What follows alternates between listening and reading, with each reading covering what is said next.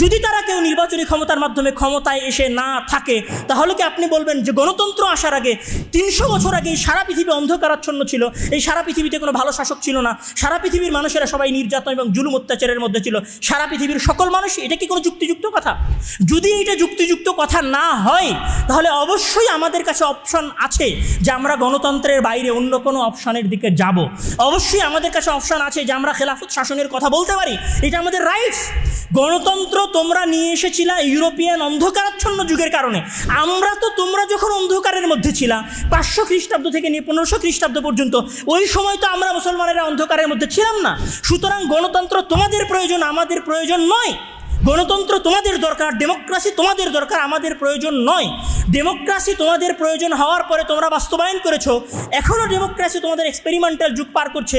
America এবং ব্রিটেনের মতো উন্নত দেশে যদি ডেমোক্রেসিতে সমস্যা থেকে থাকে, তাহলে আমাদের দেশের মতো অল্প আয়ের স্বল্প আয়ের মানুষদের জন্য আসলে ডেমোক্রেসি কতটুকু যায়? গণতন্ত্রকে প্রশ্ন করা শেখেন চোখ বন্ধ করে। একমাত্র সমাধান, কোনোদিনই পৃথিবীর ইতিহাসে ডেমোক্রেসি ছিল না, আজও নয়, ভবিষ্যতেও হবে না, এবং এটা অবশ্যই একদিন ফল ডাউন করবে। এটা মনে রাখার এবং প্রশ্ন করার অনুরোধ। সম্মানিত উপস্থিতি, আজকে আমার সংক্ষিপ্ত জুমার খুতবার বিষয়বস্তু হচ্ছে প্রশ্নবিদ্ধ গণতন্ত্র। আমি আমার এই বক্তব্যে গণতন্ত্র হারাম, জায়েজ, শিরিক এই বিষয়গুলো নিয়ে আলোচনা করব, বিষয়টা এরকম না। বরং আমি চেষ্টা করব যে আমার এই আলোচনার যেটা মূল উদ্দেশ্য হবে সেটা হচ্ছে যে গণতন্ত্র এবং ডেমোক্রেসিকে আপনারা যে জায়গায় পৌঁছিয়ে দিয়েছেন, আসলেই কি সেটা সেই জায়গায় পৌঁছানোর মতো জিনিস? মানে আসলেই কি ডেমোক্রেসি প্রশ্নের ঊর্ধ্বে? তাকে কেউ কোনো প্রশ্ন করতে পারবে না? সে কি কোনো ইলাহি বিধান? তার মাঝে কি আসলে কোনো সমস্যায় নাই, একদম নির্ভুল? গণতন্ত্রের বিরুদ্ধে যদি কোনো আলেম সেটাকে শিরিক বলে, অথবা সেটাকে বেদাত বলে, অথবা সেটাকে যদি ভুল বলে বা আর কিছু বলে, আর কোনো হুকুম লাগায়, তাহলে কি আপনি সেই আলেমকে মূর্খ বলবেন? মূলত আমি গণতন্ত্র সম্পর্কে গণতন্ত্রের ইতিহাস থেকে নিয়ে শুরু করে গণতন্ত্রের বর্তমান অবস্থা আপনার সামনে তুলে দিয়ে শুধু আপনাকে এতটুকু বোঝাতে চাই যে আপনি গণতন্ত্রকে প্রশ্ন করতে পারেন, তার স্থায়িত্ব নিয়ে প্রশ্ন করতে পারেন, তার কার্যক্ষমতা নিয়ে প্রশ্ন করতে পারেন। আপনি তাকে প্রশ্ন করতে পারেন এইটার বিষয়ে যে সে ইসলামী খেলাফতের বিপরীতে দাঁড়াতে পারবে কিনা। আপনি তাকে প্রশ্ন করতে পারেন এই জায়গা থেকে যে ডেমোক্রেসি একদম নির্ভুল কিনা। সেই জন্য আজকে আমাদের আলোচনার কয়েকটা অংশ আছে। প্রথম অংশে আমরা আলোচনা করব যে আসলে ডেমোক্রেসি বলতে কি বোঝায় বা গণতন্ত্র বলতে কি বোঝায়। দ্বিতীয় অংশে আমরা আলোচনা করব যে পৃথিবীতে কেন আসলে গণতন্ত্রের প্রচলন হয়েছিল এবং কখন কিভাবে গণতন্ত্রের প্রচলন হয়েছিল এবং এটাকে একটা আদি শাসন ব্যবস্থা। তৃতীয় অংশে আমরা আলোচনা করব যে পৃথিবীর কোন দেশে কখন গণতন্ত্র প্রতিষ্ঠা হয়েছিল। চতুর্থ অংশে আমরা আলোচনা করব পৃথিবীর শ্রেষ্ঠ দুই প্রবক্তা গণতন্ত্রের, ইংল্যান্ড এবং আমেরিকার গণতন্ত্রের বর্তমান অবস্থা। পঞ্চম অংশে আমরা আলোচনা করব যে গণতন্ত্র সম্পর্কে পৃথিবীর শ্রেষ্ঠ ঐতিহাসিকগণ, পৃথিবীর শ্রেষ্ঠ সমাজ বিশারদগণ গণতন্ত্র সম্পর্কে কি বলেছেন। এবং সর্বশেষ পয়েন্টে আমরা এটা নিয়ে আলোচনা করব যে পৃথিবীর আদি শাসন ব্যবস্থা আসলে কি ছিল। আমরা যদি সর্বপ্রথমে আসি যে আসলে গণতন্ত্র বলতে কি বোঝায়, একদম সহজ ভাষায় যদি আমি বলি, তাহলে গণতন্ত্রের সবচেয়ে বড় থিওরি হচ্ছে যে যেইখানে জনগণ সকল ক্ষমতার উৎস, জনগণকে যেখানে সার্বভৌম ক্ষমতার মূল উৎস মনে করা হয় এবং যেখানে নাগরিকের কথা বলার অধিকার, নাগরিকের মানবিক হিসেবে অধিকার এবং শাসনাধিকার সহ যে সমস্ত বিষয়গুলো সংরক্ষণ করা প্রয়োজন, সে সমস্ত বিষয়গুলো যেই শাসন ব্যবস্থাটা সংরক্ষণ করে সেটা গণতন্ত্র। শুনতে অনেক ভালো শোনায় যে গণতন্ত্র জনগণের অধিকার নিয়ে কথা বলে, গণতন্ত্র মানুষকে কথা বলার পূর্ণ অধিকার দেয়, মানুষ হিসেবে তার পূর্ণ অধিকার দেয়। গণতন্ত্র শাসন ক্ষমতাগুলোকে বা আইন প্রণয়নের সিস্টেমকে বিভিন্নভাবে শ্রেণীবিন্যাস করে, এই জন্য এখানে জুলুম নির্যাতন হওয়ার সম্ভাবনা থাকে না। এই জাতীয় একটা সিস্টেমের নাম হচ্ছে গণতন্ত্র, যেইটার মূল উৎস হচ্ছে জনগণ। মানে জনগণ যা চাইবে গণতন্ত্র তাই করবে বা গণতন্ত্রে তাই ঘটবে, এটাই গণতন্ত্রের মূল থিওরি। আবার যদি এক বাক্যে বলি তাহলে আমি বলবো যে গণতন্ত্রের সব কথার উপরে যে কথাটা আছে সেটা হচ্ছে জনগণ। জনগণ যা চাইবে গণতন্ত্র তাই করবে। আমি আমার বক্তব্যের প্রত্যেকটা অংশের সাথে একটা করে প্রশ্ন রেখে যাব। গণতন্ত্রের সবচেয়ে বড় থিওরি যদি এইটা হয় যে জনগণ সার্বভৌম ক্ষমতার উৎস, জনগণ যা চাইবে তাই হবে, তাহলে আমার প্রশ্ন হচ্ছে যে জনগণকে কি এইটা প্রশ্ন করা উচিত নয় এবং জনগণের কাছ থেকে কি এই উত্তর নেওয়াটা উচিত নয় যে জনগণ আসলে গণতন্ত্র চায় কিনা, জনগণ আসলে গণতন্ত্রের বিপরীতে ইসলামী খেলাফত চায় কিনা। আমরা বাংলাদেশের 18 কোটি মানুষ, এর মধ্যে অনেক আমরা মুসলমান, 90% মুসলমান। আমরা 90% মুসলমান কি চাই, গণতন্ত্র নাকি ইসলামী শাসন ব্যবস্থা? এইটা গণতন্ত্র আমাদেরকে প্রশ্ন করবে কিনা এবং আমাদের থেকে গণতন্ত্র উত্তর নিবে কিনা, এটা আমার প্রথম পয়েন্টের সাথে প্রশ্ন। দ্বিতীয় হচ্ছে যে ডেমোক্রেসির বাইরে পৃথিবীব্যাপী বিভিন্ন ধরনের শাসন ব্যবস্থা আছে। আমরা কোনোটাকে বলতে পারি প্লুটোক্রাসি, কোনোটা হচ্ছে অ্যারিস্টোক্রাসি, কোনোটা হচ্ছে অলিগার্কি, কোনোটা হচ্ছে কমিউনিস্ট ওয়ান পার্টি রুল, কোনোটা হচ্ছে মেরিটোক্রাসি, থিওক্রাসি, এই ধরনের বিভিন্ন শাসন ব্যবস্থা আছে। এই সকল শাসন ব্যবস্থার মধ্যে পৃথিবীব্যাপী আসলে গণতন্ত্রের উত্থান কখন ঘটে? গণতন্ত্র কি পৃথিবীর আদি শাসন ব্যবস্থা? গণতন্ত্র পৃথিবীতে কখন এসেছে? এই প্রশ্নের উত্তরে যদি আমি আসতে চাই তাহলে এখানে আমাদেরকে বলতে হবে 500 শতক থেকে নিয়ে শুরু করে, মানে ঈসা আলাইহিস সালাম জন্মের 500 বছর পরে, ঠিক যে সময়টাতে মুহাম্মদ সাল্লাল্লাহু আলাইহি ওয়াসাল্লাম জন্মগ্রহণ করছেন সেই সময়টা থেকে নিয়ে শুরু করে 1500 সাল পর্যন্ত এই সময়টাকে বলা হতো ইউরোপে, মানে বর্তমান যেটা ইউরোপের এই অঞ্চলের এই সময়টাকে বলা হতো ইউরোপিয়ান ডার্ক এজেস, মানে ইউরোপিয়ান অন্ধকারাচ্ছন্ন যুগ। আবার মনে রাখেন, ঠিক যেই সময় মুহাম্মদ সাল্লাল্লাহু আলাইহি ওয়াসাল্লাম জন্মগ্রহণ করতেছেন সেই সময় থেকে নিয়ে শুরু করে 1500 শতকের মধ্যবর্তী এই সময়টাকে ইউরোপিয়ান পরিভাষায় ইউরোপিয়ান অঞ্চলগুলোর জন্য বলা হয় ডার্ক এজেস, অন্ধকারাচ্ছন্ন যুগ। এই তথ্য মনে রাখার সাথে সাথে আরেকটা তথ্য মনে রাখেন, যখন ইউরোপ ডার্ক এজেসের অন্তর্ভুক্ত, তখন মুসলমানদের হাতে আছে বাগদাদ, তখন মুসলমানদের হাতে আছে দেমাস্ক, তখন মুসলমানদের হাতে আছে খোরাসান আল কুবরা, তখন মুসলমানদের হাতে আছে আন্দালুসিয়া, ইস্তাম্বুল, এই অঞ্চলগুলো। মানে মুসলমানেরা তখন অন্ধকারাচ্ছন্ন নয়, মুসলমানদের তখনকার সময়টা হচ্ছে ইসলামের ইতিহাসের সর্বশ্রেষ্ঠ আলোকায়নের যুগ। দুইটা বিষয় মাথায় রাখেন, একটা হচ্ছে ইউরোপিয়ান ডার্ক এজেস আর ইসলামিক ইনলাইটমেন্টের যুগ। মানে যখন আমাদের আলোকায়ন, যখন আমরা আলোকিত, যখন আমরা জ্ঞান বিজ্ঞানের শীর্ষ চূড়ায়, তখন ইউরোপ হচ্ছে অন্ধকারাচ্ছন্ন যুগ। অন্ধকারাচ্ছন্ন যুগটা কেন এটাকে ডার্ক এজেস বলা হচ্ছে, তার সবচেয়ে বড় কারণ হচ্ছে তৎকালীন সময়ে শাসন ব্যবস্থার মূল কেন্দ্রে ছিল চার্চ, ক্যাথলিক চার্চ, এবং এখানে শ্রেণীবিন্যাস ছিল। মানুষের মধ্যে সর্বোত্তম মানুষ হচ্ছে চার্চের পাদ্রীরা, তারপরের শ্রেণীর মানুষ হচ্ছে অভিজাত শ্রেণীরা, আর সব নিম্ন স্তরের মানুষ হচ্ছে সাধারণ জনগণ। এই সাধারণ জনগণ কর দেয়, এই সাধারণ জনগণ রাজা বাদশাদের খেদমত করে, এই সাধারণ জনগণ গরুর মতো খাটে, এই সাধারণ জনগণ নিজেদের পায়ের ঘাম মাথায় ফেলে এই চার্চের পাদ্রীদের শাস্তিগুলো ভোগ করে। 3টা শ্রেণী ছিল তৎকালীন সময়। 3টা শ্রেণী থাকার কারণে কি হয়েছে, যে চার্চের পাদ্রীরা তৎকালীন সময়ের সাধারণ জনগণের উপরে ব্যাপক পরিমাণে জুলুম এবং নির্যাতন করত। শুধু জুলুম নির্যাতন করতো নয়, ক্ষমতা তাদের হাতে ছিল, পাদ্রীদের হাতে এবং অভিজাত শ্রেণীর হাতে, এবং তারা নিজেদের ইচ্ছামতো মানুষকে পরিচালনা করতে পারত, এবং মানুষের কাছে জ্ঞান চর্চা করার কোনো অধিকার ছিল না, যেটা মানুষের মৌলিক অধিকার, যেটা ইসলামের মৌলিক অধিকার, যে একজন মানুষ জ্ঞান চর্চা করবে। এই জন্য মূলত ইসলামে মক্তবের সিস্টেম আছে, এই জন্য মূলত ইসলামের প্রথম আয়াত হচ্ছে ইকরা।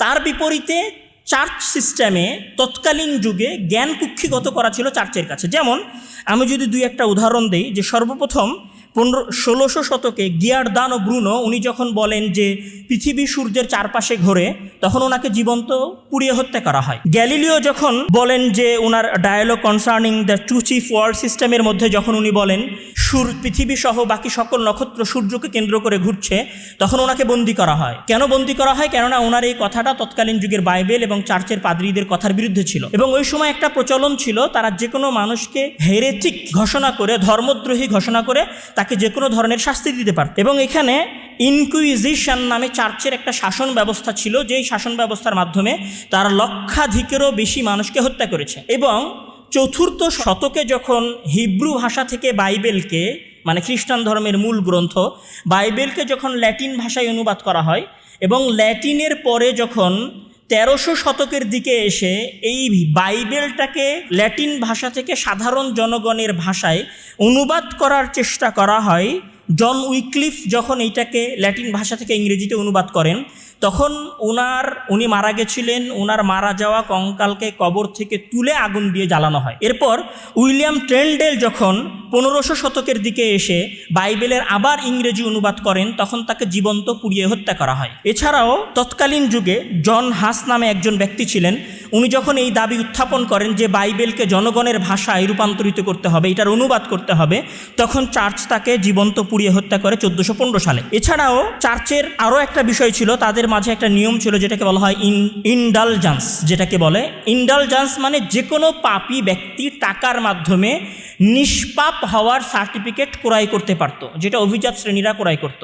মূলত চার্চের এই সমস্ত অত্যাচার এবং জুলুম নির্যাতনের বিপরীতে এইখানে মানুষজন স্বাধীন হওয়া শুরু করে।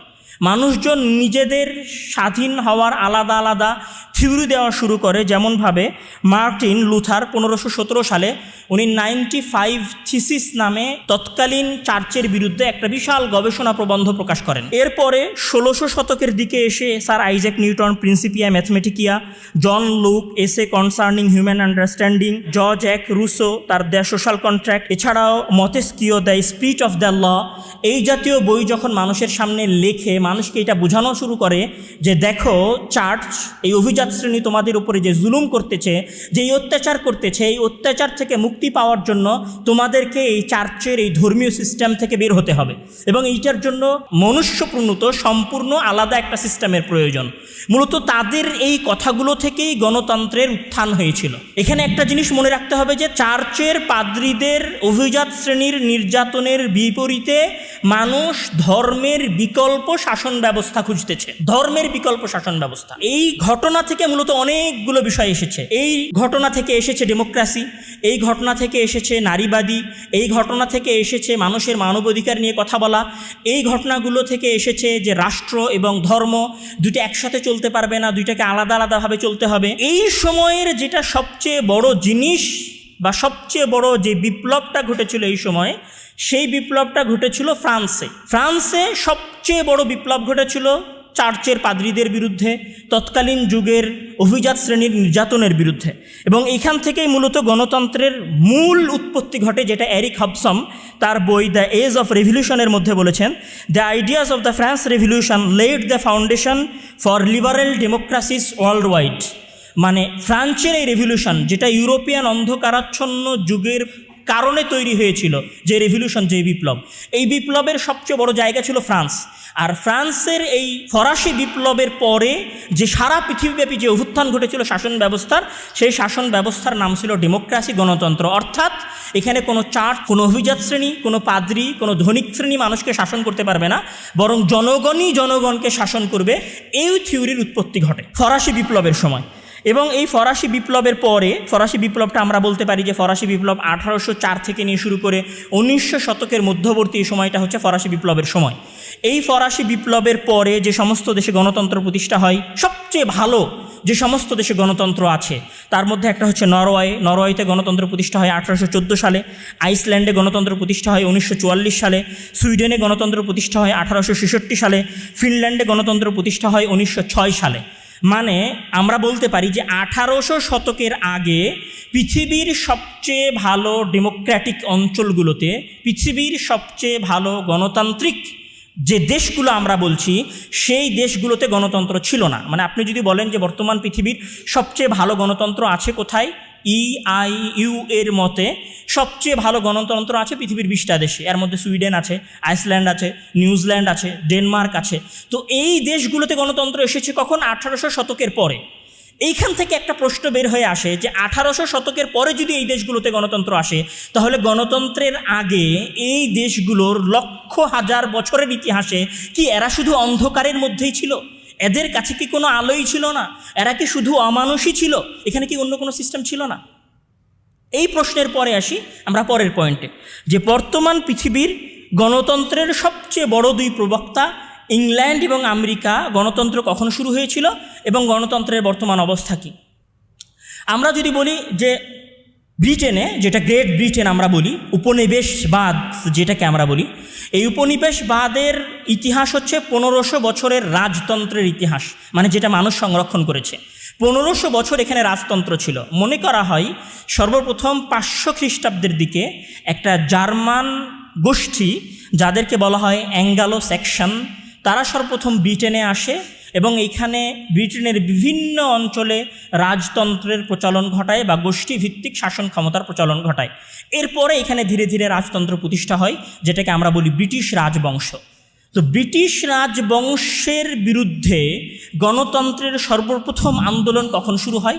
আমরা যদি আক্ষরিকভাবে বিশ্লেষণ করি তাহলে আমরা বলতে পারি 1215 সালে, যখন রাজা জন ফ্রান্সে তার ব্যর্থ যুদ্ধের কারণে জনগণের ওপরে স্কিউটিজ নামে একটা কর আরোপ করেন।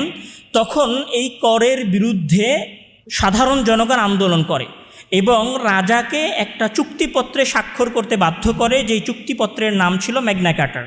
এই ম্যাগনা কার্টার চুক্তিপত্রে দুইটা কথা ক্লিয়ার ছিল, যে এক, বাদশাহ আইনের ঊর্ধ্বে নয়, দুই, বাদশাহ কোনো কর বাস্তবায়ন, কর মানে ট্যাক্স, করের আইন বাস্তবায়ন করতে পারবে না যতক্ষণ না ব্যারনদের অনুমতি নেয়। ব্যারন কারা? সমাজের অভিজাত শ্রেণী। এই আইন পাশ হওয়ার পরেও রাজবংশের বিভিন্ন রাজারা সময়ে অসময়ে সাধারণ জনগণের উপরে কর আরোপ করতে থাকে। যেমন রাজা এডওয়ার্ড ট্যালিট্যাক্স আরোপ করেন 1297 সালে। রাজা রিচার্ড II, উনি ওনার শাসনামলের যুদ্ধ খরচ করার জন্য পোল ট্যাক্স জারি করেন। এই পোল ট্যাক্সের বিপরীতে 1831 খ্রিস্টাব্দে ক্যান্টারবারি, কেন্ট, এসেক্স অঞ্চলে কৃষকেরা বিদ্রোহ করে। এরপরে রাজা চার্লস শিপ মানি কর আরোপ করেন 1630 সালে। এরপরে রাজা হেনরি তার ব্যক্তিগত বিবাহ এবং যুদ্ধের খরচ চালানোর জন্য ফোর্সড লোন চালু করেন। মূলত এই সমস্ত অযোচিত অত্যাচারমূলক করের বিপরীতে ব্রিটেনের মানুষগণ একদম বিতৃষ্ণার্ত, বিরক্ত হয়ে গেছিলেন এবং দফায় দফায় তারা বিভিন্ন ধরনের আন্দোলন করেছেন। এই আন্দোলনগুলো যখন হয়েছে তখন যেমন 1327 সালে রাজা এডওয়ার্ডকে ক্ষমতা থেকে অপসারণ করা হয়েছে।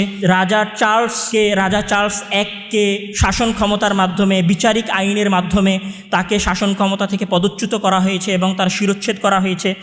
এই সমস্ত ঘটনার সাথে সাথে 1832 সালে যখন সর্বপ্রথম রিফর্ম অ্যাক্ট জারি করা হয়, এই অ্যাক্ট জারি করার মাধ্যমেই মূলত বলতে পারা যেতে পারে যে গণতন্ত্রের মূল স্রোতধারা শুরু হয়। এরপর 1867, 1884, 1918 দফায় দফায় হওয়া সাধারণ জনগণের, শ্রমিক শ্রেণীর, সমাজের নিম্ন শ্রেণীর আন্দোলনের মাধ্যমে যে শাসন ব্যবস্থার কথা উঠে আসে, সেই শাসন ব্যবস্থাটা হচ্ছে বর্তমান ডেমোক্রেসি, যেটা ইংল্যান্ডে আছে। এখন প্রশ্ন হচ্ছে যে 1200 শতক থেকে নিয়ে শুরু করে 1900 শতক পর্যন্ত দফায় দফায় আন্দোলনের মাধ্যমে সাধারণ মানুষেরা যেই গণতন্ত্র চাইল, সেই গণতন্ত্র কি আসলেই ইংল্যান্ডে প্রতিষ্ঠিত হতে পেরেছে? প্রতিষ্ঠিত হতে পারেনি। তার কিছু উদাহরণ, তার প্রথম উদাহরণ হচ্ছে যেখানে হাউস অফ লর্ড আছে। তার দ্বিতীয় উদাহরণ হচ্ছে এখন পর্যন্ত নির্বাচনগুলোকে নিয়ন্ত্রণ করে ধনিক শ্রেণীরা। তৃতীয় কথা হচ্ছে যে জনগণের যারা বার্তাবাহক, মানে জনগণের কথা যারা শাসকদের নিকটে পৌঁছায়, নিউজ পেপার বা গণমাধ্যমগুলো স্বাধীন নয়। তিনটা পয়েন্টের প্রথম পয়েন্ট হচ্ছে House of Lords. House of লর্ডটা কি? হাউস অফ লর্ড হচ্ছে 780 জন সদস্যের একটা শুরা সিস্টেম, আমরা বলতে পারি ইসলামিক শব্দে, মানে একটা পরামর্শ সভা, পরামর্শ সংসদ, 780 জন সদস্যের। এই 780 জন সদস্যের একজন সদস্যও জনগণের মাধ্যমে নির্বাচিত হয়ে আসেন না। তারা হয় চার্চের পাদ্রী, হয় বংশানুক্রমে তারা ওই আসনটা পেয়েছেন, অথবা তাদেরকে নির্দিষ্ট একটা গোষ্ঠী নির্বাচন করেছে। এই 780 জন সদস্যের হাউস অফ লর্ড, যেটাকে পুরনো ভাষায়, মানে তাদের পুরনো ভাষায় বললে ব্যারন, এদের কাজ কি? এরাই মূলত ইংল্যান্ডের মূল নীতি নির্ধারক। তাহলে সর্বপ্রথম যে কথাটা ফুটে উঠল সেটা হচ্ছে যে নির্বাচন বলে জনগণের যে কথাটা বলা হচ্ছে সেটা আসলে কিছুই না। শাসন ক্ষমতায় সিদ্ধান্ত কারা নেয়? হাউস অফ লর্ডেরা নেয়, যারা কেউ নির্বাচনে অংশগ্রহণ করে আসে না। এটা হচ্ছে প্রথম কথা। দ্বিতীয় কথা আমরা বললাম যে নির্বাচনে ব্যাপক টাকার ছড়াছড়ি আছে। আমি ভোটে দাঁড়াবো, মানুষ আমাকে আমার যোগ্যতার বলে ভোট দিবে, কিন্তু আমাকে যদি টাকা দিয়ে মানুষের ভোট কিনতে হয় তাহলে অবশ্যই আমি অযোগ্য নেতা। এখন ব্রিটেনে টাকা দিয়ে ভোট কেনা হয়। তার সবচেয়ে বড় প্রমাণ কি? তার সবচেয়ে বড় প্রমাণ হচ্ছে কনজারভেটিভ একটা পার্টি আছে ইংল্যান্ডে, টোরি পার্টি 2019 সালের নির্বাচনে তারা তৎকালীন প্রধান ধনী ব্যবসায়ীগুলোর কাছ থেকে প্রায় 1 কোটি পাউন্ড অনুদান পায়। কেন অনুদান পেয়েছে একটা পার্টি? অবশ্যই ওই ধনিক শ্রেণীর ক্ষমতায় যাওয়ার পরে সে প্রতিনিধিত্ব করবে। ট্রান্সপারেন্সি ইন্টারন্যাশনাল ইউকে তাদের একটা report the influence of big money on UK পলিটিক্সে 2021 সালের একটা রিপোর্ট, সেখানে উল্লেখ করা হয়েছে যে British democracy is at risk from the disproportionate influence of money. মানে ইংল্যান্ডের গণতন্ত্র অর্থের যথেচ্ছা ব্যবহারের কারণে রিস্কের মধ্যে আছে। মানে সেটা ভালোভাবে কাজ করতে পারছে না গণতন্ত্র ধনিক শ্রেণীর টাকার কারণে। এছাড়াও সবচেয়ে ভয়ঙ্কর বিষয় হচ্ছে ব্রিটিশ হাউস অফ কমন্সের 1/3 এমপি মন্ত্রীরা হচ্ছেন ধনী এবং অভিজাত শ্রেণী। স্যাম ফ্রিডম্যান এবং ড্যানিয়েল লরিসন তাদের একটা রিপোর্ট প্রকাশ করেছিলেন, যেই রিপোর্টের মধ্যে তারা বলেছিলেন 2020 সালে class remains a significant barrier in UK politics.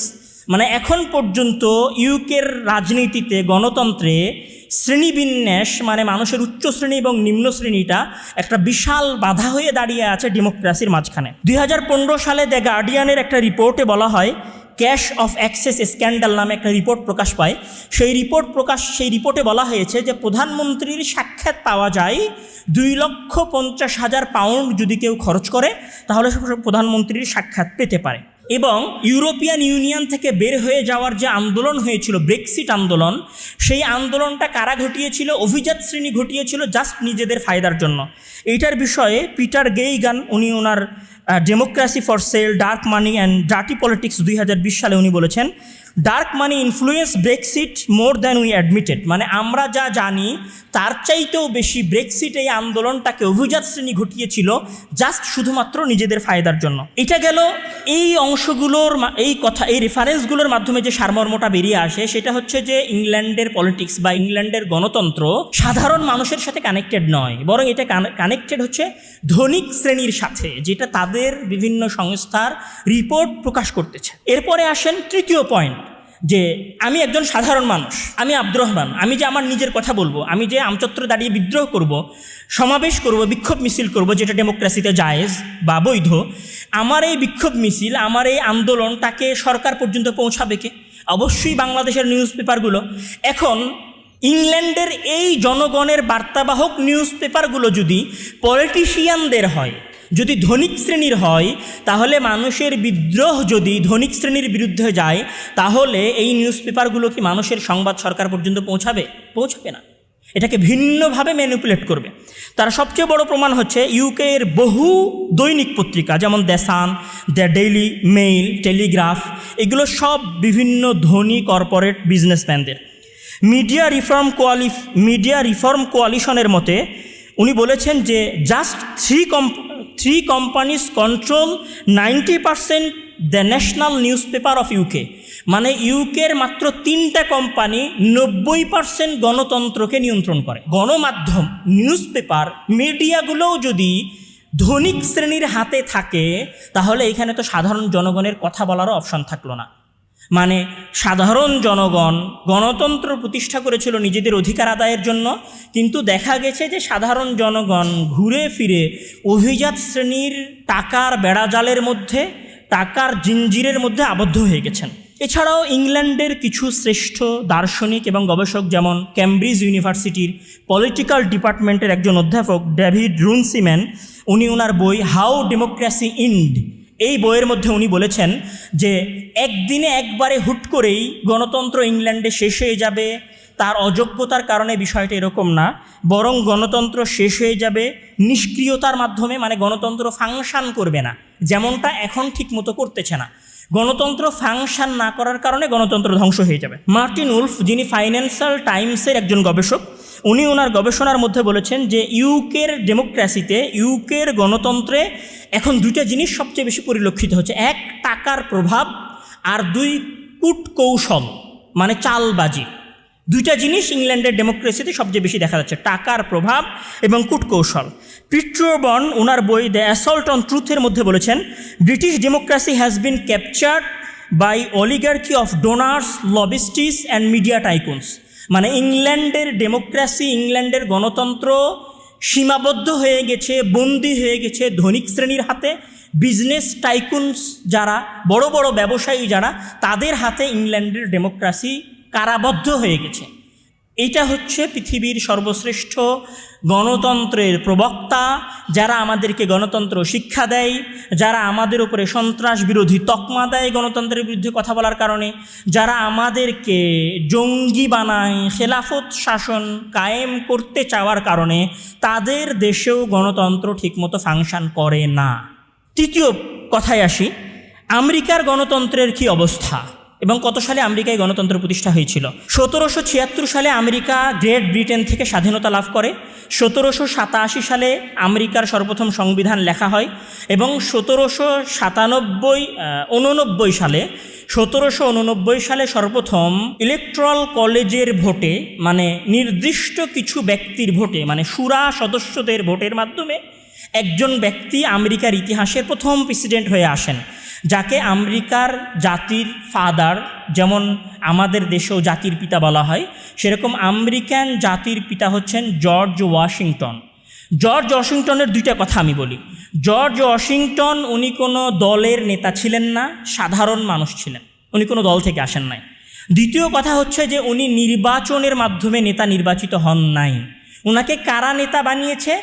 ওই দেশের শুরা কমিটি। এখন প্রশ্ন হচ্ছে যে যখন আমেরিকা স্বাধীন হলো ব্রিটেনের কাছ থেকে, এইটা আমেরিকার সবচেয়ে ডিফিকাল্ট সময়, কঠিন সময়। এখানে একটা প্রশ্ন উত্থাপন করছে, আমি বলেছি যে আমি আমার কথার সাথে সাথে প্রশ্ন উত্থাপন করব। আমেরিকার সবচেয়ে কঠিন সময়ে নেতা নির্বাচিত হচ্ছে শুরা সদস্যদের মাধ্যমে। বাংলাদেশে যখন 24-এর অভ্যুত্থান হলো, বাংলাদেশের সবচেয়ে টিপিক্যাল মোমেন্টে, সবচেয়ে কঠিন মুহূর্তে নেতা নির্বাচন হলো শুরা সদস্যদের মাধ্যমে। সিরিয়ায় যখন সবচেয়ে কঠিন মুহূর্ত আসলো, তখন সিরিয়ার প্রেসিডেন্ট হলেন তৎকালীন মুজাহিদদের পরামর্শের মাধ্যমে আহমদ আশ-শারা, আর আমাদের দেশে হলেন ডক্টর ইউনুস, আমেরিকায় হলেন জর্জ ওয়াশিংটন। আমার প্রশ্ন হচ্ছে, একটা দেশের সবচেয়ে কঠিন মুহূর্তে যদি পরামর্শের মাধ্যমে নেতা নির্বাচনের প্রয়োজন হয়, তাহলে একটা দেশ স্থিতিশীল পরিবেশে যাওয়ার সাথে সাথেই কেন নির্বাচন আয়োজন করতে হবে? আমি এই প্রশ্নটা বুঝাতে পারি নাই।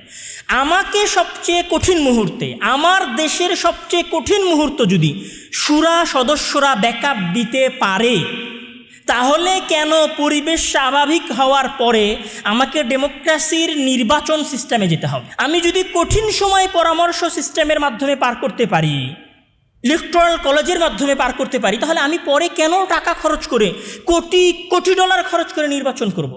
কেন সিরিয়ার প্রেসিডেন্ট আহমদ আশ-শারা বলছেন যে আমরা 5 বছর মেয়াদী সরকার, পরে নির্বাচন হবে কিনা সেটা পরের কথা, কিন্তু বর্তমান বিশ্বের পরিস্থিতির কারণে উনি এই কথা বলতে বাধ্য হয়েছেন। আচ্ছা, এই প্রশ্ন উত্থাপনের পরে এবার আসি পরে যে 17, এটা ছিল 1800 শতকের কথা, যে 1800 শতকে আমেরিকায় গণতন্ত্র প্রতিষ্ঠা হয়েছে। 1800 শতকের পরে, মানে 200 বছর পরে আমেরিকার গণতন্ত্রের কী অবস্থা? 200 বছর পরে আমেরিকার গণতন্ত্রের অবস্থা হচ্ছে, পিউ রিসার্চের মতে, এটা একটা ওয়ার্ল্ড ওয়াইড অর্গানাইজেশন, তাদের মতে only 20% of Americans say they trust the government to do what is right most of the time. মানে আমেরিকার মাত্র 20% জনগণ মনে করে যে সরকার ওইটা করে যেটা উপযুক্ত, মানে বাকি 80% জনগণের সরকারের ডিসিশনের সাথে সম্পৃক্ততা নাই। গ্যালপ নামে একটা আন্তর্জাতিক গবেষণা সংস্থা আছে, তারা বলেছেন যে কংগ্রেস অ্যাপ্রুভাল রেটিং অনলি 80%, অর্থাৎ আমেরিকার 10 জনে মাত্র 2 জন ব্যক্তি কংগ্রেসের সিদ্ধান্তের সাথে, কংগ্রেসের মতামতের সাথে, মানে আমেরিকান গভর্নমেন্টের সাথে একমত পোষণ করে। এরপরে আসেন তৃতীয়, the economist intelligence unit EIU এর মতে আমেরিকান ডেমোক্রেসি, EIU এটা হচ্ছে একটা বিশ্ব সংস্থা যারা পৃথিবীর গণতন্ত্রের মান নির্ণয়ন করে, যে কোন দেশে কেমন গণতন্ত্র আছে। তাদের মতে পৃথিবীতে মাত্র 20টা দেশে ভালো গণতন্ত্র আছে।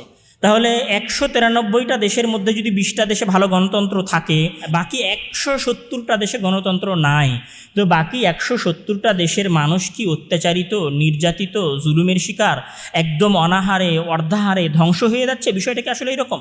তো তারা একটা রিপোর্ট দিয়েছে, যেই রিপোর্টে তারা আমেরিকার ডেমোক্রেসিকে ফল্ড ডেমোক্রেসি, মানে ব্যর্থ গণতন্ত্র হিসেবে উল্লেখ করেছে। আমেরিকার গণতন্ত্র কেন ব্যর্থ গণতন্ত্র, তার সবচেয়ে বড় প্রমাণ হচ্ছে যে জনগণের, সাধারণ জনগণের গণতান্ত্রিক এই নির্বাচনের উপরে ভরসা নাই।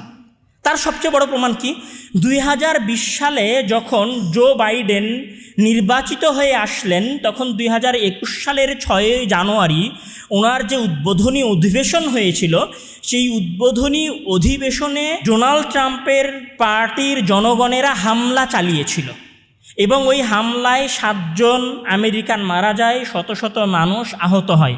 কেন হামলা চালিয়েছিল? তারা মনে করত, মানে 70% ডোনাল্ড ট্রাম্পের পার্টির 70% মানুষ মনে করত যে 2020 সালে আমেরিকায় যে নির্বাচন হয়েছে সেই নির্বাচনে চুরি হয়েছে, সঠিক নির্বাচন হয় নাই। মানে আমেরিকান জনগণের নির্বাচনের উপরে ভরসা নাই। এরপরে আসেন, আমেরিকান নির্বাচনটাও ধনিক শ্রেণীর হাতে বিকৃত। সেটা কিভাবে? প্রিন্সটনস ইউনিভার্সিটির অধ্যাপক মার্টিন গিলনেজ এবং নর্থ ওয়েস্টার্ন ইউনিভার্সিটির অধ্যাপক বেঞ্জামিন আইপেজ তারা একটা গবেষণা চালিয়েছিলেন। আমি সময় সংক্ষেপের কারণে একটু তাড়াতাড়ি শেষ করার চেষ্টা করব। ওনার ওই গবেষণা প্রবন্ধে ওনারা দুইজন একটা গবেষণা প্রবন্ধ করেছিলেন। যেই গবেষণায় ওনারা 1981 সাল থেকে নিয়ে শুরু করে 2002 সাল পর্যন্ত আমেরিকান সরকার যে 1800টা নীতি বা বিল পাশ করেছেন বা 18টা ডিসিশন নিয়েছেন, সেই ডিসিশনগুলোকে বিশ্লেষণ করেছেন। কোন আঙ্গিকে বিশ্লেষণ করেছেন? যে এই 1800টা ডিসিশনের সাথে কাদের সম্পর্ক বেশি, অভিজাত শ্রেণীর, ধনিক শ্রেণীর নাকি সাধারণ শ্রেণীর? তো ওনারা বিশ্লেষণ করে দেখেছেন যে এই 1800টা ডিসিশনের সাথে সাধারণ জনগণের অ্যাকচুয়ালি কোনো সম্পর্কই নাই। এই ডিসিশনগুলো এসেছে মূলত ধনিক শ্রেণীর কাছ থেকে, বিজনেস টাইকুনদের কাছ থেকে, যারা আমেরিকার বড় বড় বিজনেসম্যান অথবা আমেরিকার যে ইহুদি লবি অথবা যে ডিপ স্টেট, সেই ডিপ স্টেট যে সিদ্ধান্ত চেয়েছে মূলত সেই সিদ্ধান্তগুলোই বাস্তবায়ন হয়েছে। এই নিউজ প্রকাশিত হওয়ার পরে Volks, the Atlantic, the new yorker, এই টিভি চ্যানেলগুলোতে এইটা নিয়ে ব্যাপক আলোচনা এবং সমালোচনার শুরু হয়। এরপরে শুধু আরও নয়, এবং আচ্ছা এইটা কেন ঘটেছিল, আরও একটা কথা আছে আমেরিকার পলিটিক্সে, সেটা হচ্ছে যে মিডিয়া পোলারাইজেশন এবং পলিটিক্যাল পোলারাইজেশন, দুইটা সমস্যা। যেই সমস্যার কথা জর্জ ওয়াশিংটন তার বক্তব্যের মধ্যে বলেছিলেন। জর্জ ওয়াশিংটন তার বিদায়ী বক্তব্যে 1997 সালে উনি 2 বার নির্বাচিত হলেন নেতা। 3য়বারের নির্বাচন থেকে উনি স্বেচ্ছায় সরে দাঁড়ালেন যে আমি 3য়বার নির্বাচনে দাঁড়াবো না বা আমাকে তোমরা ক্ষমতায় দিও না। এ কথা বলে 1997 সালে উনি একটা বিদায়ী ভাষণ দিয়েছিলেন। যেই বিদায়ী ভাষণে উনি একটা গুরুত্বপূর্ণ কথা বলেছেন। যেই গুরুত্বপূর্ণ কথা কি ছিল? উনি ব্যাপকভাবে দলকেন্দ্রিক শাসন ব্যবস্থাকে ঘৃণা করতেন। কেন দলকেন্দ্রিক শাসন ব্যবস্থাকে ঘৃণা করতেন? কেননা এই দলকেন্দ্রিক শাসন ব্যবস্থা জনগণের মাঝে ব্যাপক বিভেদ তৈরি করে, মানে মারামারি লাগায়। যেমন আমরা বাংলাদেশে দেখেছি বিএনপি আওয়ামী লীগ জামাতের লড়াই। শুধু এইটা নয়, আরও একটা সমস্যা তৈরি করে, সেটা হচ্ছে যে এই দলগুলো অনেক সময় সঠিক সিদ্ধান্ত নিতে সরকারকে বাধা দেয়, সিদ্ধান্ত নিতে দেরি করায়। এই 3টে কারণে জর্জ ওয়াশিংটন ডেমোক্রেসির এই দলকেন্দ্রিক সিস্টেমকে ঘৃণা করতেন। এইটাকে ইংরেজি ভাষায় বলা হয় মিডিয়া পোলারাইজেশন অথবা পলিটিক্যাল পোলারাইজেশন। পলিটিক্যাল পোলারাইজেশন মানে দলীয় বিভেদ, মানে একটা প্রচণ্ড ডানপন্থী আর একটা প্রচণ্ড বামপন্থী। আর মিডিয়া পোলারাইজেশন কি? যে মিডিয়ার মধ্যেও ডানপন্থী আছে, মিডিয়ার মধ্যেও বামপন্থী আছে। যেমন Fox, CNN, MS, NBC, the new York Times, এরা হচ্ছে বামপন্থী। ফক্স নিউজ, তারপরে নিউজ ম্যাক্স, এরা হচ্ছে ডানপন্থী। মানে ধরেন আমি যদি ডানপন্থীর পক্ষ থেকে থাকি এবং আমি যদি নির্বাচনে দাঁড়াই, তাহলে আমার ভুলগুলো ডানপন্থী মিডিয়া এড়িয়ে যাবে, আর বামপন্থী মিডিয়া সেটাকে অনেক করে হাইলাইট করবে। আর বামপন্থী কোনো নেতা যদি ভোটে দাঁড়ায়, তাহলে বামপন্থী নিউজ পেপারগুলো, মানে যারা জনগণের বার্তা মানুষের কাছে পৌঁছে দেয়, তারা বামপন্থী নেতার ভুলগুলোকে কম করে দেখাবে এবং তার ভালো জিনিসগুলোকে বেশি করে দেখাবে। এটাকেই বলা হয় মিডিয়া পোলারাইজেশন।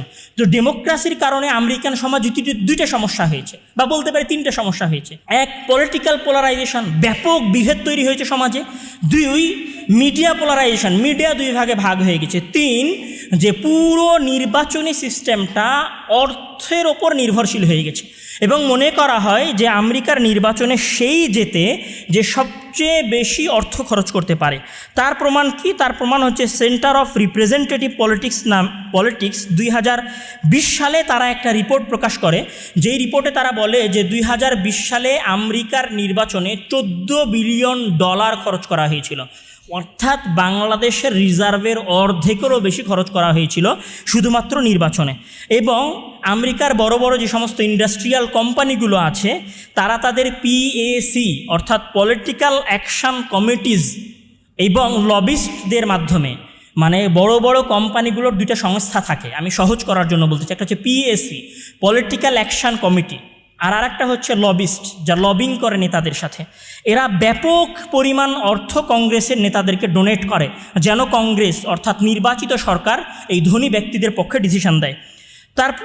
তার প্রমাণ কি, সিটিজেন্স ইউনাইটেড 2004 সালে একটা রিপোর্ট প্রকাশ করে হিলারি দ্য মুভি নামে, মানে হিলারি ক্লিন্টনের বিরুদ্ধে। সেই রিপোর্টে তারা হিলারি ক্লিন্টন কী কী অপকর্ম করেছে সেগুলো তারা নিয়ে আসার চেষ্টা করেছিল, কিন্তু পরবর্তীতে ফেডারেল ইলেকশন কমিশন এই রিপোর্টটা প্রকাশ করতে বাধা দেয়।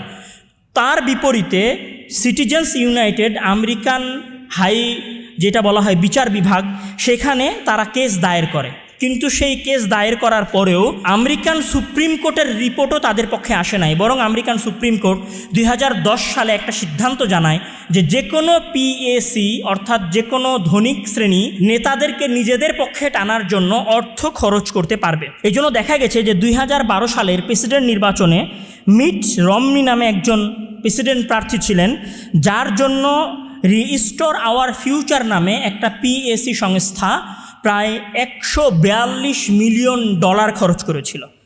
এছাড়াও মনে করা হয় যে এই নির্বাচনে ডোনাল্ড ট্রাম্পের জয়ের সবচেয়ে বড় কারণ ছিল ইলন মাস্কের অবাধ টাকা পয়সা খরচ। তৃতীয়, আমেরিকার গভর্নমেন্টের যেটা সবচেয়ে বড় সমস্যা সেটা হচ্ছে যে আমেরিকায়ও লন্ডনের মতো হাউস অফ লর্ডের ন্যায় ইলেকট্রাল কলেজ আছে। এই ইলেকট্রাল কলেজের কাজ হচ্ছে তারা প্রেসিডেন্ট নির্বাচন করে। আমেরিকার প্রেসিডেন্টরা মানে ডোনাল্ড ট্রাম্পের আগে জো বাইডেনের আগে বারাক ওবামার আগে জর্জ ডব্লিউ বুশ, ইনাদেরকে মানে আমেরিকার প্রেসিডেন্টকে কোনো সময় সাধারণ জনগণ নির্বাচন করতে পারে না। আমেরিকায় প্রেসিডেন্টকে নির্বাচন করে ইলেকট্রাল কলেজ, এটা তাদের একটা সুরা কমিটি বলা যেতে পারে। যেমন আমরা দেখেছি কম ভোট পাওয়ার পরেও ক্ষমতা এসেছিলেন জর্জ ডব্লিউ বুশ তার শাসন আমলে, মানে 2000 সালের দিকে, এবং জনগণের কম ভোট পাওয়ার পরেও প্রথমবার ক্ষমতায় এসেছিলেন ডোনাল্ড ট্রাম্প। মানে জনগণের বেশি ভোট দিলেই যে প্রেসিডেন্ট হবে বিষয়টা এরকম না। আমরা যদি এই সকল কথাগুলোর সামারাইজেশন করি তাহলে দাঁড়াবে যে আমেরিকান ডেমোক্রেসি 3 ধরনের মানুষের হাতে বন্দী। 1, ধনিক শ্রেণীর হাতে বন্দী; 3, মিডিয়ার হাতে বন্দী; 4, ইলেকট্রাল কলেজের হাতে বন্দী।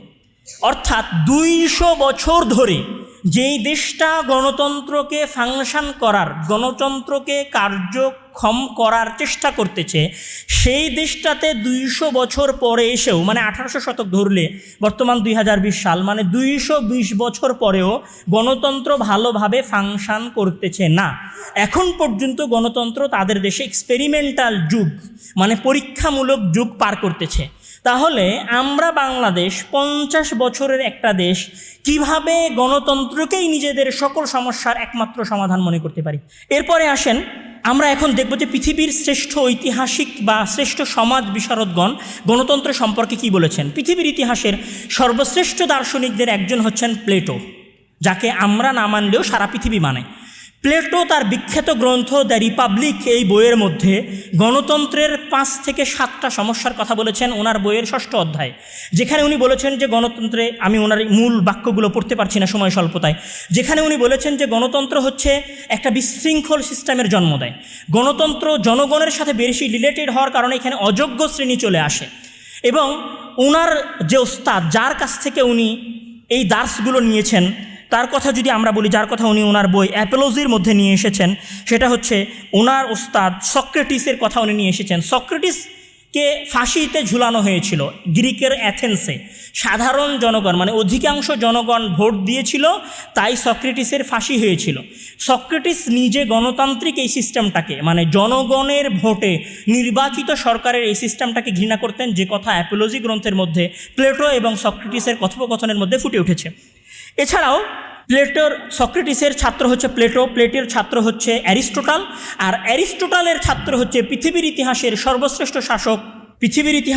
সর্বশ্রেষ্ঠ শাসক দ্য গ্রেট আমি ওনার নাম এই মুহূর্তে ভুলে যাচ্ছি, যিনি পুরো পৃথিবীর ওপরে শাসন প্রতিষ্ঠা করেছিলেন ঈসা আলাইহিস সালাম জন্মেরও বহু আগে। ওনারা কেউ গণতান্ত্রিক এই সিস্টেমে বিশ্বাসী ছিলেন না।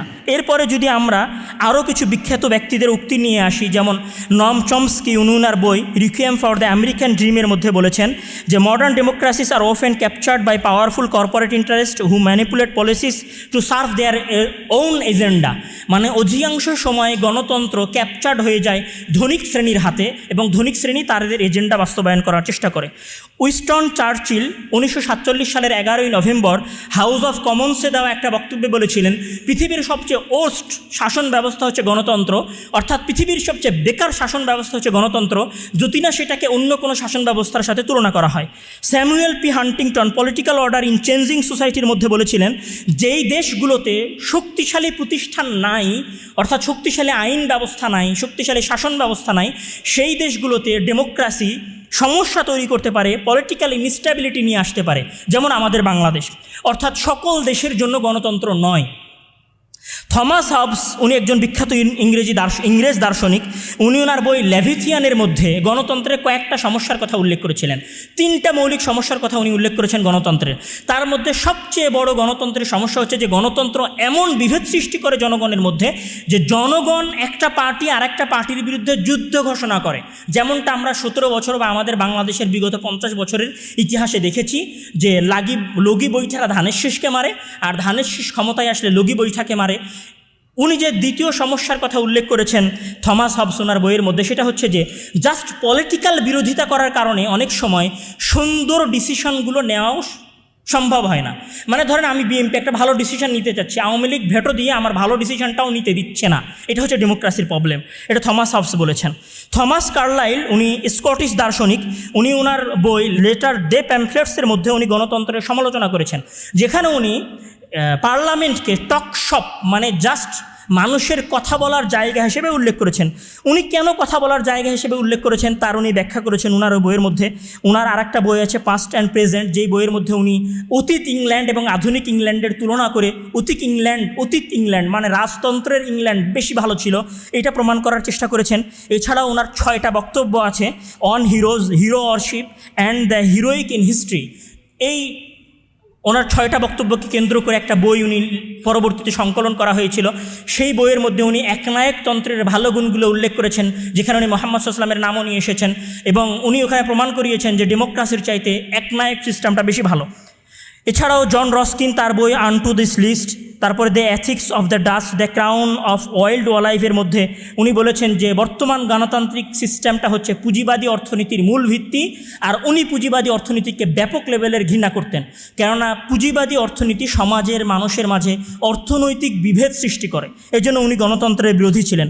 এছাড়াও ম্যাথিউ আর্নল্ড 1884 সালে আমেরিকায় দেওয়া একটা বক্তব্যের মধ্যে উনি বলেছিলেন যে ডেমোক্রেসির সবচেয়ে বড় প্রবলেম হচ্ছে absence of discipline of respect, মানে ডেমোক্রেসির মধ্যে আরেকজনকে সম্মান দেওয়ার প্রথা নাই। যে কথাটা প্লেটো তার বইয়ের মধ্যে বলেছিলেন যে এইখানে দ্য রিপাবলিকের মধ্যে যে এইখানে সম অধিকার বা বেশি অধিকার দেওয়ার কারণে মানুষের আভ্যন্তরীণ যে সম্মানটা আছে সেই সম্মানটাও চলে যায়। এবং দ্য রিপাবলিক বইয়ের মধ্যে প্লেটো সন্তান এবং পিতার একটা উদাহরণ নিয়ে এসেছিলেন। এছাড়াও উনি ম্যাথিউ আর্নল্ড 1884 সালে ওনার ওই দেওয়া বক্তব্যের মধ্যে বলেছিলেন যে ডেমোক্রেসির সবচেয়ে বড় সমস্যা হচ্ছে ডেমোক্রেসি অধিকাংশ সময় অস্থিতিশীল, এর মধ্যে ধৈর্য কম থাকে এবং তারা ভালো কাজ করার চাইতে খারাপ কাজ বেশি করে ফেলে। এছাড়াও জেমস ব্রেনন ওনার বই এগেইনস্ট ডেমোক্রেসির মধ্যে জনগণকে 3 ভাগে ভাগ করেছেন। জেমস ব্রেনন এগেইনস্ট ডেমোক্রেসি এই বইয়ের মধ্যে জনগণকে 3 ভাগ করেছেন, তার মধ্যে এক ভাগ হচ্ছে হবিস্ট, দ্বিতীয় ভাগ হচ্ছে হলিগ্যান্স এবং তৃতীয় ভাগ হচ্ছে ভলক্যান্স। মানে সাধারণ জনগণ 3 ভাগে বিভক্ত। হবিটস যারা ভোটের গণতন্ত্রের কিচ্ছু বোঝে না, অন্ধের মতো টাকা দিলে 1000 টাকা দিবেন, রাতের বেলা 1000 টাকা দিবেন, সকালবেলা হয় নৌকায় ভোট দিয়ে আসবে, নাহলে দাঁড়িপাল্লায় ভোট দিয়ে আসবে, নাহলে ধানের শীষে ভোট দিয়ে আসবে। এই ধরনের জনগণকে বলা হয় হবিটস। দ্বিতীয় ধরনের জনগণ হলিগ্যান্স, যারা প্রচণ্ডভাবে কোনো দলের অন্ধভক্ত হয়, এদেরকে বলা হয় হলিগ্যান্স। আর তৃতীয় শ্রেণী হচ্ছে ভলক্যান্স, যারা একটু চিন্তা ভাবনা করে যে দেশের জন্য আসলে কে উত্তম। কিন্তু দেখা গেছে যে অধিকাংশ দেশেই 2 শ্রেণীর জনগণ বেশি, হবিটস এবং হলিগ্যান্স। যদি আমরা অন্য দেশের কথাও বাদ দিই, বাংলাদেশের মতো দেশে যেখানে অধিকাংশ মানুষ শিক্ষিত নয়, যেখানে অধিকাংশ মানুষ শ্রমিক, যেখানে অধিকাংশ মানুষ কৃষি, যেখানে অধিকাংশ মানুষ মৎস্যজীবী, সেই দেশের অধিকাংশ মানুষ কি টাকার বিনিময়ে ভোট দেয়। রাতের বেলা 1000 টাকা দিলে সকালবেলা আপনার দলে ভোট দিয়ে আসবে। আর আরেক শ্রেণীর মানুষ ভোট দেয় যারা প্রচণ্ড লেভেলের দলান্ধ। খুব কম শ্রেণীর মানুষই চিন্তা ভাবনা করে ভোট দেয় আমাদের বাংলাদেশে। এখন আমাদের বাংলাদেশে ডেমোক্রেসি কি সুয়েটেবল, মানে আমাদের সাথে সামঞ্জস্যশীল এরকম পরিবেশে? এটা একটা প্রশ্ন। এছাড়াও বার্নার ম্যানা তার বই দ্য প্রিন্সিপাল অফ রিপ্রেজেন্টেটিভ গভর্নমেন্টের মধ্যে উল্লেখ করেছেন যে ডেমোক্রেসি বা গণতন্ত্র যেই সমস্যার সমাধান করার জন্য তৈরি হয়েছিল, অভিজাত শ্রেণীর হাত থেকে মুক্তি পাওয়ার জন্য যেই গণতন্ত্র তৈরি হয়েছিল, সেই গণতন্ত্র ধীরে ধীরে আবার অভিজাত শ্রেণীর হাতেই বন্দী হয়ে গেছে, যেমনটা আমরা ব্রিটেনে দেখেছি, যেমনটা আমরা আমেরিকার ইতিহাস আলোচনা করার মধ্যে দেখেছি। এবং উনি ওনার বইয়ের মধ্যে উল্লেখ করেছেন যে জনগণ শুধুমাত্র গণতন্ত্রে, জনগণ শুধুমাত্র অডিয়েন্স অফ ডেমোক্রেসি, মানে এরা শুধু দেখে যে কিভাবে ক্ষমতার পালাবদল হচ্ছে, কিন্তু এদের কিছু করার থাকে না, যেমনটা আমরা আমেরিকান পিউ রিসার্চের গবেষণাতেও দেখেছি। এছাড়াও বিংশ শতাব্দীর ইতালিয়ান চিন্তাবিদ ভিলফোর্ড পারেটো, গায়েতানো মাস্কো, ওনারা বলেছেন যে গণতন্ত্র একটা সম্পূর্ণ বিভ্রান্তিকর সিস্টেম। এছাড়াও হিউবার্ট লাগার্ডেল উনি বলেছেন যে গণতন্ত্র সবচেয়ে পছন্দের জিনিস বুর্জুয়াদের কাছে, মানে ধনিক শ্রেণীর কাছে সবচেয়ে পছন্দের জিনিস। কেন পছন্দের জিনিস? এই কারণে যে ওরা বলতে পারে গণতন্ত্র, ওকে এটা জনগণের শাসন ব্যবস্থা। যখন বলে জনগণের শাসন ব্যবস্থা, তখন জনগণ শান্ত থাকে, জনগণকে শান্ত করে এবার নিজেদের ইচ্ছা মতো শাসন কার্যক্রম পরিচালনা করতে পারে। এই জন্য বুর্জুয়া শ্রেণীর কাছে, ধনিক শ্রেণীর কাছে, এলিট শ্রেণীর কাছে, অভিজাত শ্রেণীর কাছে, সুশীল শ্রেণীর কাছে গণতন্ত্র সবচেয়ে বেশি প্রিয়। এখন আসেন আমরা একদম আমাদের বক্তব্যের শেষ অংশে চলে এসেছি, যে পৃথিবীর হাজার লক্ষ বছরের ইতিহাসে শুধু কি গণতন্ত্রই ছিল? গণতন্ত্র তো এসেছে আজ থেকে 300 বছর আগে। মানে 300 বছর আগে এই পৃথিবীতে কোনো শাসন ব্যবস্থাই ছিল না, এই পৃথিবীর কোনো দেশেই কোনো শান্তি ছিল না, এই পৃথিবীর কোনো দেশেই কোনো শ্রেষ্ঠ শাসক আসেন নাই। এটা কি যুক্তিযুক্ত কথা? আমরা যদি বলি যে এখানে আখেনাটন নামে আজ থেকে 1300 বছর আগে যিনি মিশরীয় শাসক ছিলেন, তিনি মিশরের সর্বশ্রেষ্ঠ শাসক ছিলেন, তার পুত্র তুতেনখানম মিশরের সর্বশ্রেষ্ঠ শাসক ছিলেন, রামসিস সানি উনি মিশরের সর্বশ্রেষ্ঠ শাসক ছিলেন, টাইগ্লাথ প্লিসার যিনি আজ থেকে ঈসা আলাইহিস সালাম জন্মের 745 বছর পূর্বে শাসন করেছিলেন, উনি তার দেশের সবচেয়ে ভালো শাসক ছিলেন, কিসার দ্য গ্রেট উনি ওনার দেশের সবচেয়ে ভালো শাসক ছিলেন, দারিয়াস দ্য গ্রেট আচেমেনিড রাজবংশের ঈসা আলাইহিস সালাম জন্মের 500 বছর আগের সর্বশ্রেষ্ঠ শাসক ছিলেন, ব্যাবিলনীয় রাজা হাম্মুরাবি উনি আজ থেকে ঈসা আলাইহিস সালাম জন্মের 1700 বছর আগে, মানে বর্তমান সময় থেকে প্রায় 3000-4000 বছর আগে ওনার অঞ্চল শাসন করেছেন। উনি সর্বপ্রথম আইন লিখেছিলেন, মানে লিখিত আইন প্রণয়ন করা হয়েছিল, ওনাকে ওনার দেশের সবচেয়ে ভালো শাসক মনে করা হতো। এছাড়াও হিন্দুস্তানের সর্বশ্রেষ্ঠ শাসক আশোক, আমি অমুসলিমদের কথা বলতেছি, আশোক সর্বশ্রেষ্ঠ শাসক ছিলেন। এরপরে দাউদ আলাইহিস সালাম, সুলাইমান আলাইহিস সালাম, ইনারাও পৃথিবীর শাসক ছিলেন। ইনারা কি কেউ গণতন্ত্রের মাধ্যমে শাসন ক্ষমতা এসেছিলেন? ইসলামের ইতিহাসের যে 1500 বছরের শাসন ব্যবস্থা, সেই শাসন ব্যবস্থায় কি কেউ গণতন্ত্রের মাধ্যমে, বর্তমান নির্বাচনী সিস্টেমের মাধ্যমে ক্ষমতায় এসেছিলেন? যদি তারা কেউ নির্বাচনী ক্ষমতার মাধ্যমে ক্ষমতায় এসে না থাকে, তাহলে কি আপনি বলবেন যে গণতন্ত্র আসার আগে 300 বছর আগে সারা পৃথিবী অন্ধকারাচ্ছন্ন ছিল, এই সারা পৃথিবীতে কোনো ভালো শাসক ছিল না, সারা পৃথিবীর মানুষেরা সবাই নির্যাতন এবং জুলুম অত্যাচারের মধ্যে ছিল, সারা পৃথিবীর সকল মানুষ? এটা কি কোনো যুক্তিযুক্ত কথা?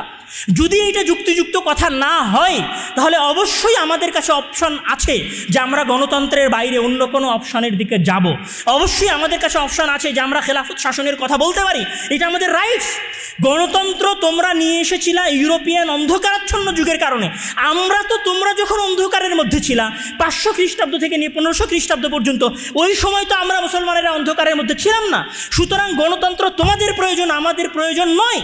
গণতন্ত্র তোমাদের দরকার, ডেমোক্রেসি তোমাদের দরকার, আমাদের প্রয়োজন নয়। ডেমোক্রেসি তোমাদের প্রয়োজন হওয়ার পরে তোমরা বাস্তবায়ন করেছো, এখনও ডেমোক্রেসি তোমাদের এক্সপেরিমেন্টাল যুগ পার করছে। আমেরিকা এবং ব্রিটেনের মতো উন্নত দেশে যদি ডেমোক্রেসিতে সমস্যা থেকে থাকে, তাহলে আমাদের দেশের মতো অল্প আয়ের, স্বল্প আয়ের মূর্খ মানুষদের জন্য আসলে ডেমোক্রেসি কতটুকু যায়? এই যে প্রশ্নগুলো, এই প্রশ্নগুলো আমি আপনাদের বিবেকের কাছে রেখে যাচ্ছি। আপনারা অন্ধভাবে পৃথিবীর একমাত্র শাসন ব্যবস্থা মনে করে ডেমোক্রেসির পেছনে ছুটবেন, নাকি নতুন স্বতন্ত্র আলাদা ইসলামের কোনো শাসন ব্যবস্থার কথা আপনারা জনগণের সামনে উত্থাপন করবেন। আমি যদি বলি যে ডেমোক্রেসির সবচেয়ে বড় মূল ভিত্তি যদি হয় জনগণের শাসন কায়েম করা, তাহলে আমি বলবো যে বাংলাদেশের যত রাজনৈতিক দল আছে তাদের সবাইকে আগে এই বাক্যে একমত হওয়া উচিত যে বাংলাদেশের জনগণ কি গণতান্ত্রিক সিস্টেম চায় নাকি বাংলাদেশের জনগণ ইসলামিক শাসন ব্যবস্থা চায়। আগে এইটার উপর ভোট হতে হবে, তারপরে ডেমোক্রেসির বিষয়ে ভোট হবে, তারপরে নির্বাচনের আয়োজন হবে।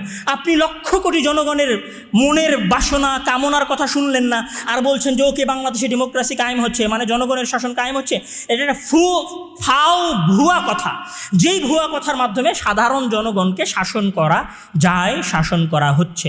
সম্মানিত উপস্থিতি, গণতন্ত্রের বিরুদ্ধে কথা বলার কারণে যারা আপনাদেরকে জঙ্গি বলে তাদের বিষয়ে প্রশ্ন উত্থাপন করেন, গণতন্ত্রের উপরে প্রশ্ন উত্থাপন করেন, এটা কতটুকু সামঞ্জস্যশীল, কতটুকু কর্মক্ষম সেই বিষয়ে প্রশ্ন উত্থাপন করেন, এইটা কতটুকু ফাংশন করতে পারে সমাজে সেই বিষয়ে প্রশ্ন উত্থাপন করেন। পৃথিবীর কোনো বিশাল জনসংখ্যার দেশে গণতন্ত্র এখন পর্যন্ত ফাংশন করতে পারে নাই। বিগত 300 বছরে যদি গণতন্ত্র ভালোভাবে ফাংশন করতে না পারে, তাহলে আমরা কি আগামী আরও 500 বছর এক্সপেরিমেন্ট করব যে গণতন্ত্র আমাদের দেশে ভালোভাবে ফাংশন করতেছে কি করতেছে না? এই প্রশ্নগুলো আপনাদের বিবেকের কাছে রেখে আমি আমার সংক্ষিপ্ত জুমার খুতবা এখানেই শেষ করছি। গণতন্ত্রের বিপরীতে সমাধান কি হবে সেটা নিয়ে আমাদের দেশের আলেম ওলামারা অনেক আলোচনা করেছেন, অনেকে অনেক বক্তব্য দিয়েছেন, সেগুলো আপনারা জানেন। যদি কোনোদিন সময় হয় সেগুলোর উপর আলোচনা হবে। কিন্তু আমার একটা কথা, যে গণতন্ত্রকে প্রশ্ন করা শেখেন, চোখ বন্ধ করে। একমাত্র সমাধান কোনোদিনই পৃথিবীর ইতিহাসে ডেমোক্রেসি ছিল না, আজও নয়, ভবিষ্যতেও হবে না, এবং এটা অবশ্যই একদিন ফল ডাউন করবে। এটা মনে রাখার এবং প্রশ্ন করার অনুরোধ রেখে আমি আমার সংক্ষিপ্ত জুমার খুতবা শেষ করছি। আল্লাহ তাআলা আমাদেরকে সঠিক বুঝ দান করুন। আল্লাহুম্মা আমিন ওয়া আখিরু দাওয়ানা আলহামদুলিল্লাহি রাব্বিল আলামিন।